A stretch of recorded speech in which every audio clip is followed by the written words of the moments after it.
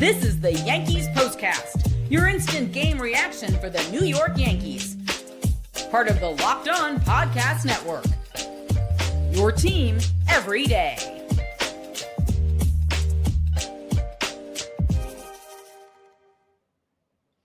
All right, the Yankees did what they needed to do. They extended the season. That means there'll be a decisive wild card game number 3. Yanks beat the Red Sox 4-3 in game number 2. How about Austin Wells? The go-ahead RBI single in the 8th inning proved to be the game winner. Meanwhile, Carlos Rodon with the first 6 handed it off to high-leverage relievers who get the job done. Fernando Cruz in the 7th, Devin Williams in the 8th, and, of course, David Bednar in the 9th. They all throw a scoreless inning, and again, 4-3 the final score. As we said, it sets up a winner-take-all. Tomorrow, Game 3, the winner moves on to face Toronto. The loser goes home.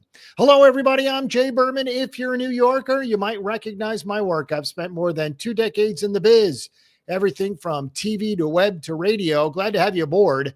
You can follow me on X as well, at Jay Berman, Jayberman. Let's do it. Welcome to the Locked On Yankees Postcast, both on the Locked On Yankees YouTube channel and the Locked On Yankees podcast feed. The Postcast gives you a place to chat after every game. We're part of the Locked On Podcast Network, your team every single day. This is what you'll be talking about. All right, so as expected, turned out to be a wild game. Yanks had an early lead. They coughed up. They took the lead back, coughed it up. They took the lead back and finally held on. Again, Yanks had a 2-0 lead in the first, 2-2 after 3. 3-2 after 5, 3-3 after 6, 4-3 after 8. There you go. Again, as the Yankees win it 4-3. Huge hit from Austin Wells, but the speed from Jazz Chisolm rounding second, obviously off at the crack of the bat and was running.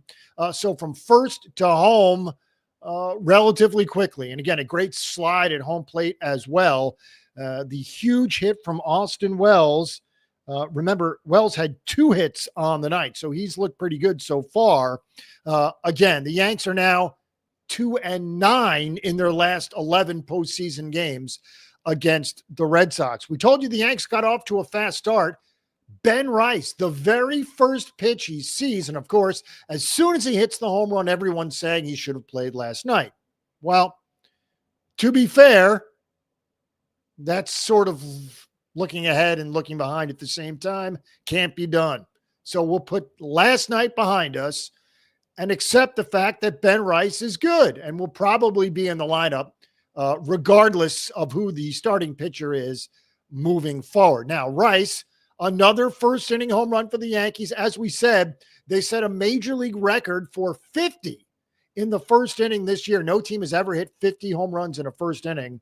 The Yanks did it this year, and of course, they picked up right where they left off. Ben Rice, the very first pitch he sees in the playoffs, it's out of here. And just like that, it's 2-0 Yankees off Brian Bayo and the Red Sox. Speaking of Rice, he's the first Yankee to homer in his first career postseason at bat since Shane Spencer in ALDS Game 2 of 1998. So it's been a while, nearly 30 years. Amazing stuff from Ben Rice. Now, as for Carlos Rodon, things were going swimmingly, at least through the first 5. Things got a little difficult in the 6th.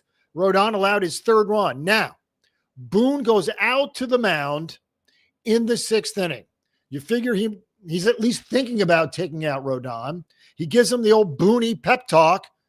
Rodon gets out of it. However, the very next inning, the 7th inning, they allow Rodon to start the frame. And despite the fact that the Red Sox did not score again, that was a mistake because 8 straight balls to start the 7th inning for Rodon. Those were the last 8 pitches he threw. Now, again, Fernando Cruz gets out of the jam. so it didn't hurt the Yankees. But again, you could tell that Rodon was toast after 6. Now, he only threw 91 pitches. So obviously, you can understand why Boone wanted to push him as far as he could, especially having used several relievers last night. But as we said, Cruz comes on to finish off the 7th, gets out of the jam without allowing a run. Devin Williams, who actually gets the win, pitches the 8th inning. David Bednar pitches the 9th inning, striking out 2, and he earns the save. Of course, if you recall, Bednar gave up the run last night, which proved to be a huge insurance run for the Red Sox. Regardless, we're going to a game 3. Now, as we said for Rodon, by the way, there was one error tonight. It was the Rodon throwing error. It needs to be pointed out because, interesting stat, wrote it down. Rodon's error in the 3rd inning, which of course helped the Red Sox score runs, was his first error in any game in almost 5 years. July of 2021. Amazing stat. But again, Rodon doing what he needed to do. Believe it or not, a quality start. 6 innings, 3 earned, 6 Ks. Did allow the home run to Trevor Story. As for the lineup, 2 hits apiece for Judge, Rice, and Wells. Yanks banged out 10 hits tonight.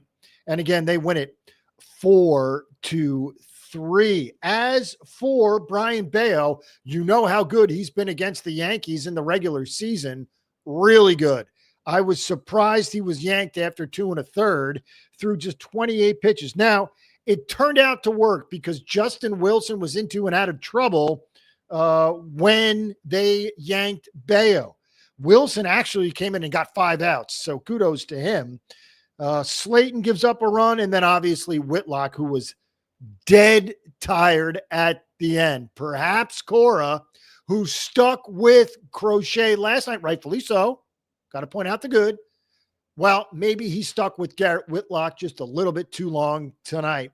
Whitlock, an inning and 2/3, 3 hits, a run, 2 walks, 3 Ks through 47 pitches, which obviously means 2 things. One, he was trying to get as most out of Whitlock as he could tonight, obviously hoping that there wouldn't be a tomorrow. Well, now there is a tomorrow, and part 2 of that is the fact that Whitlock's not going to be available to the Red Sox after throwing nearly 50 pitches in less than 2 innings tonight. All right, we will take a quick break, have some things to get to. We have to do the turning point and the player of the game, and we'll get you set for game number 3. All right, there's nothing like catching a baseball game live. The energy, the crowd, the chance to see your team in person, but actually getting tickets, well, that's the tough part. Queues, login screens, surprise fees. It takes all of the fun out of it. That's why I use Game Time, the app that gives the advantage back to fans. Game Time is fast, easy, and backed by the Game Time guarantee. You'll always get 1,000% authentic tickets delivered on time and at the best price. Plus, all fees are included, so the price you see is the price you pay. The app made it super simple. I could even see the exact view from my seat before buying. I love zone deals, too. They're pretty good. Pick the section, Game Time picks the seats, and you save big. Honestly, it's faster, cheaper, and less stressful than any other way I've bought tickets. Download the Game Time app, create an account, use code LOCKEDONMLB for $20 off your first purchase. Terms apply. Again, promo code LOCKEDONMLB for $20 off. Swipe, tap, ticket, go. Download Game Time today. All right, most people can't name all their financial accounts or even what they're worth, whether it's 401ks, properties, or investments. And when you don't have the full picture, you can't end up leaving, or you can end up leaving money on the table. That's why there's Monarch Money. It's an all-in-one personal finance tool that brings your entire financial life together in one clean, easy-to-use interface on your laptop or your phone. Monarch does the heavy lifting for you. You can link all your accounts in minutes, see clear data visuals, get smart categorization of your spending, and finally feel in control of your money without ever touching a spreadsheet. I linked all my accounts to Monarch and immediately spotted a few subscriptions I wasn't even using. Canceling those alone saved me money every month. Monarch makes it simple to review my finances with my partner. We can both see budgets, goals, and spending activity in one place. Don't let financial opportunities slip through the cracks. Use code LOCKEDONMLB at monarchmoney.com in your browser for half off your first year. That's 50% off your first year at monarchmoney.com with code LOCKEDONMLB. All right, last but not least, FanDuel. The NFL season is here, and FanDuel is making sure you're ready for kickoff with a can't-miss offer. Right now, new customers can bet just $5, and if your bet wins, you'll get $300 in bonus bets to use across the app. I love using FanDuel because it fits however you like to bet. Player props, building a same-game parlay, or even jumping in live as the action unfolds. It makes every game more exciting, whether you're watching your team or just keeping an eye on your fantasy lineup, which we all do. It's quick, easy, and the best way to add a little more energy to Sundays. So are you ready to play? Download the FanDuel app now by visiting FanDuel.com to get started. That's FanDuel.com to place your first $5 bet. All right, we are back, and this one is pretty easy, but we got to do it. Time to reveal where the game was won or lost. It's the turning point. All right, obviously it's Austin Wells' go-ahead hit in the 8th inning off Garrett Whitlock, who was mowing him down, and also worthy of note, Whitlock, the first run he's allowed in 14 games. He has been really good. I understand down the stretch of the season, you're focusing in on your team. You're watching the scoreboard, but you're focusing in on your team. We know all about Aroldis Chapman. We know all about Garrett Crochet. But did you know Garrett Whitlock has been a huge piece of the Red Sox puzzle, and he failed tonight, or at least he faltered because he threw 47 pitches, inning and 2/3, 3 hits, a run, 2 walks, 3 Ks, and coughs up the tie, if you will. 4-3 the final score. So that's your turning point, which of course leads us to this. This is the Locked On Player of the Game. And much like the turning point of the game featured in Austin Wells' hit, well, he is the player of the game for that very hit. Wells, his first career postseason hit that gave his team a lead. Remember, he played a lot last year in the postseason all the way into the World Series, and that's obviously where the Yankees would like to get back to. So again, turning point, the Wells single in the 8th inning. Player of the game, Austin Wells as well. Now, we need to set you up for game 3. We know, or we definitely know who's pitching for the Yankees, or at least starting for the Yankees. That's Cam Schlittler, who, of course, will be making his playoff debut for the Yankees. Now, the same could be said for the Red Sox, who, according to reports, are also going to start a rookie tomorrow.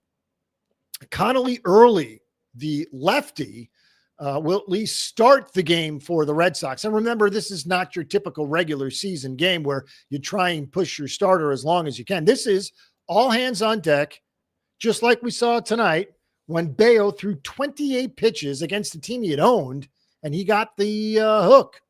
So, again, all hands on deck, and you just don't know. At any point in time, a manager can make any type of move. Now, we talked about Aaron Boone last night taking out Max Fried perhaps too early. Well, tonight, Alex Cora, well, he may have left his reliever in too long, and that was Garrett Whitlock. To be fair, he used his high leverage guys as well. Wilson, Slayton, Matz, Kelly, Whitlock, and Tolley, they all pitched. Really, the only guy, at least the high leverage guys out of the bullpen for Boston that didn't pitch tonight is Aroldis Chapman, and he was up and down twice. Now, obviously that doesn't count as an appearance, but he threw the ball and got warm twice. So we'll see how that affects tomorrow's usage of Aroldis Chapman, if you will. All right, thanks for making Locked On Yankees your first listen every single day. For your second listen, find the all-night love, the all-new Locked On MLB Game Night. Every game, every night until a World Series champion is crowned. Get local analysis on a national scale. Find MLB Game Night on Locked On and MLB on YouTube or wherever you listen to podcasts. Also want to mention our partners in crime at Locked On Yankees, Stacey Goutsoulias and Brian McKeon. Remember, Locked On Yankees, it's all theirs. They do a great job, so follow, subscribe, and enjoy. Yankees win, stave off elimination. They'll face elimination again tomorrow. We'll be with you immediately following Game 3. Again, 4-3 the final score. Yanks live to fight another day. Either the Red Sox or the Yankees are going to Toronto. Hopefully it's the Yankees, but we'll find out tomorrow night. I'm Jay Berman. Have a great night, everyone.